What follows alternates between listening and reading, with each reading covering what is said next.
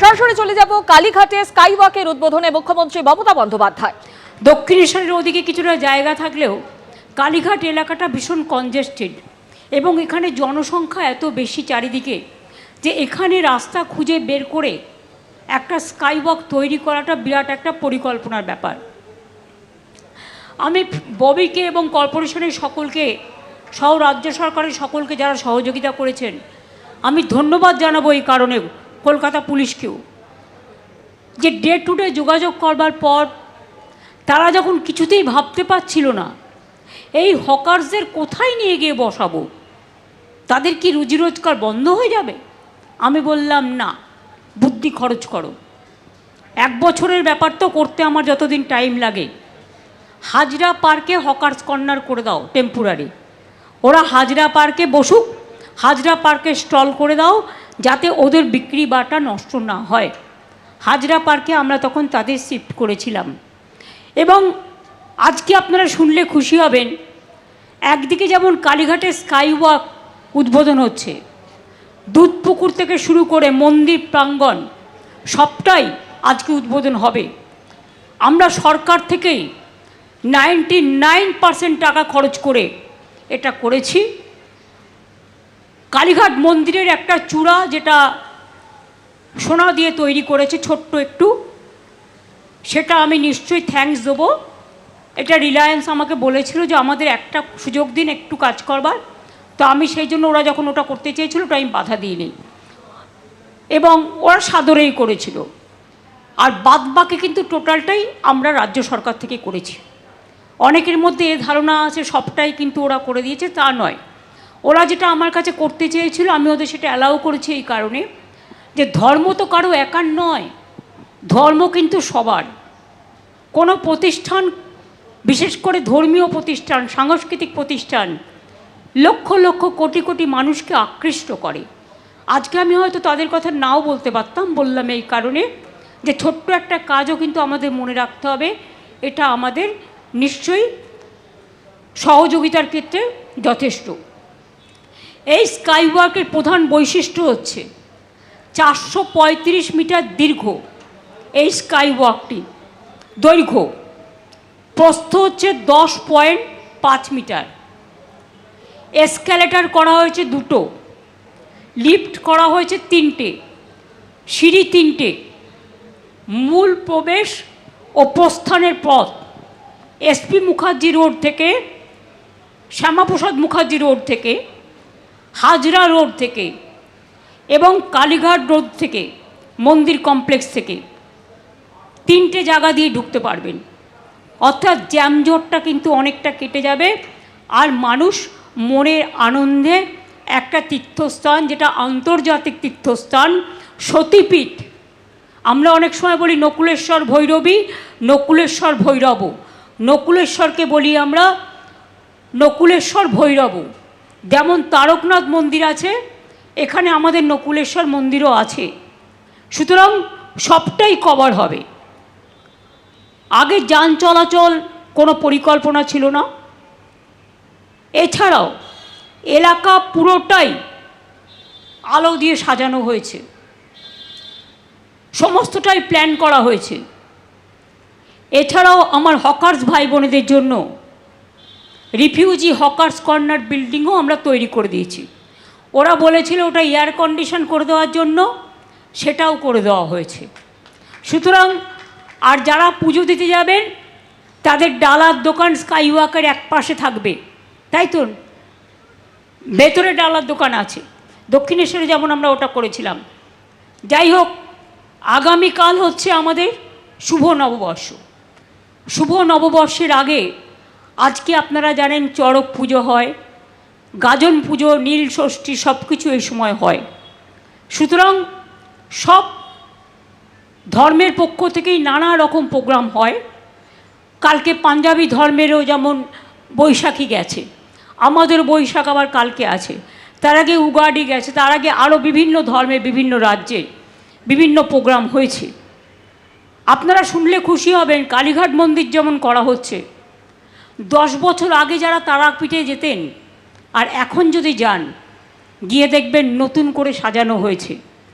তারাপীঠে নতুন গেট তৈরি করা হয়েছে, তারাপীঠ ডেভেলপমেন্ট অথরিটি তৈরি করা হয়েছে, তারাপীঠে নতুন ভোগঘর তৈরি করা হয়েছে, তারাপীঠের ড্রেনেজ সিস্টেমের উন্নয়ন করা হয়েছে, তারাপীঠ মন্দিরও ঢেলে সাজানো হয়েছে। শুধু গলিটা যে সরু একটা গলি দিয়ে ঢুকতে হয় ওটার কোনো জায়গা পাওয়া যায়নি, নালা একটু জায়গা পাওয়া গেলে আমরা স্কাই ওয়াকটাও করতে পারতাম। ওই রাস্তাও অনেক চওড়া করে দেওয়া হয়েছে, অনেক ডেভেলপমেন্ট হয়েছে। এছাড়াও সতীপীঠের মনে রাখবেন কঙ্কালীতলা বীরভূমে, নলহাটেশ্বরী মন্দির, দেবী ফুল্লরার মন্দির, বক্রেশ্বর, তারকনাথ, বাবা তারকনাথের তারকেশ্বর থেকে শুরু করে নকুলেশ্বর ভৈরব, যাকে আমি বলি, আমাকে ওরাও ভোগ ঘরের জন্য বলেছিল, ওটাও করে দেওয়া হয়েছে। তারকেশ্বরও নতুন করে করা হয়েছে। যেমন ফুরফুরা শরীফেরও অনেক ডেভেলপমেন্ট করা হয়েছে। যেমন শিখ ভাই বোনেরা আমাকে বলেছিলেন ভবানীপুরে একটা গেট করে দেওয়ার জন্য, ওটাও আমরা করছি। এবং জৈন সম্প্রদায় একটা চক্রের মতো করে দিতে বলেছে, ওটাও আমরা করছি। আমরা যতটা পারি জায়ের থান বলুন, মাজিদ থান বলুন, বেরিয়াল গ্রাউন্ড বলুন, মন্দির বলুন, মসজিদ বলুন, গুরুদ্বারা বলুন, গির্জা বলুন, আমি আবার বলি, ধর্ম যার যার আপনার, উৎসব কিন্তু সবার। আমরা সবাই সব উৎসবে মিলিত হই। কেন হই?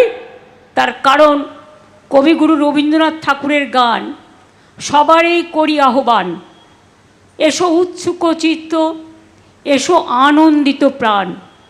লাস্টের দিকে বলেছেন, সুন্দরেরই পাদপীঠ তলে, যেখানে কল্যাণ দীপ জ্বালে, সেটা হোক স্থান, সবারই করি আহ্বান। আমরা সব জায়গাতেই যাই। আমি অন্য কোনো একটা প্রোগ্রামে গেলেই আমার বিরুদ্ধে লেখা হয়, আমার টাইটেলও বদলে দেওয়া হয়। কারা এটা করে? ধর্ম নিয়ে অধার্মিক খেলা খেলতে নেই।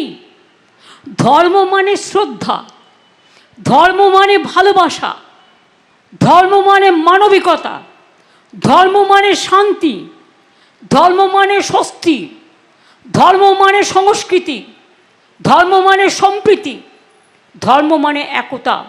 মানুষকে ভালোবাসার থেকে বড় ধর্ম আর কিছুই হতে পারে না।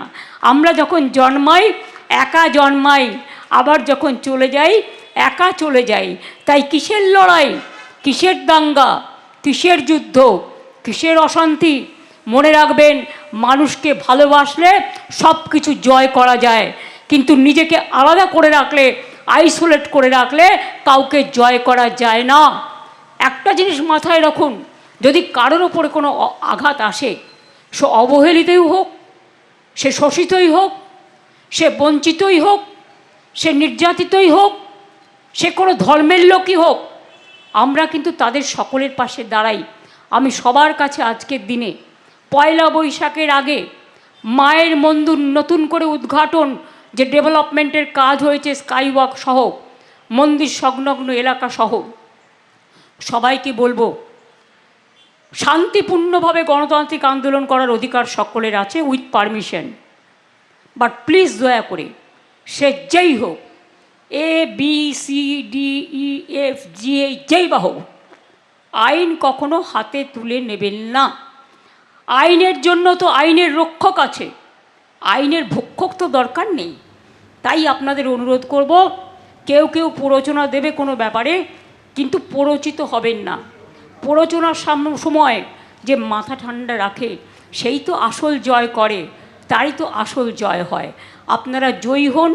আপনাদের সকল পরিবারকে, সকল ধর্মের, সকল সংস্কৃতির, সকল খেলাধুলার, সকল শিক্ষা জগৎ, সকল মনুষ্য জগৎ, সকলকে আমার শ্রমিক, কৃষক, ছাত্র, যুব ভাই বোন থেকে শুরু করে সবাই যারা কাজ করেন, তৈরি করার পরে চলে যান, তারপরে তাদের কথা কেউ মনে রাখে না, আমি সবাইকে আমার তরফ থেকে শুভ নববর্ষ জানিয়ে অনেক অনেক শুভ নন্দন জানাচ্ছি। এবং আগামী দিন আপনারা আপনাদের পরিবার পরিজন সহ ভালো করে সবাই সুস্থ থাকুন, সুন্দর থাকুন, আর শান্তি বজায় রাখুন। বাংলার মাটি শান্তির মাটি, এ মাটি সোনার চেয়েও খাঁটি। এই মাটিতেই জন্ম নিল রবীন্দ্র নজরুল, একই বৃন্তে দুটো কুসুম আলোকময় সে ফুল। তাই বাংলার ঘরে ঘরে বিজয় পতাকা উড়িয়ে দাও সবার ওপরে। আমরা হারবো না, মাথা নত হবে না, আমরা চলবো নতুন করে, বাংলা জাগবে নতুন সুরে। এই বাংলায় ভারতবর্ষকে গ্রহণ করে, সারা পৃথিবীকে গ্রহণ করে। এই পৃথিবী একটা দেশ, ভারতবর্ষও একটা দেশ। আর জন্মভূমি আমার মাতৃভূমি, আমার বাংলার মাটি। এই মাটিটাকে ভালোবাসুন। আমি এটুকু বলে আমি পশ্চিমবঙ্গ সরকার সহ ববি, অরূপ থেকে শুরু করে, ইন্দ্রনীল থেকে শুরু করে যারা এখানে উপস্থিত হয়েছেন, আমি বিশেষ করে মেহুল, উমেশ চৌধুরী একটু দেরি করে ফেলেছে, হর্ষ, সঞ্জয় থেকে সুভাদা, দেব, জিৎ থেকে শুরু করে শুধু শুনে চলে এসছে।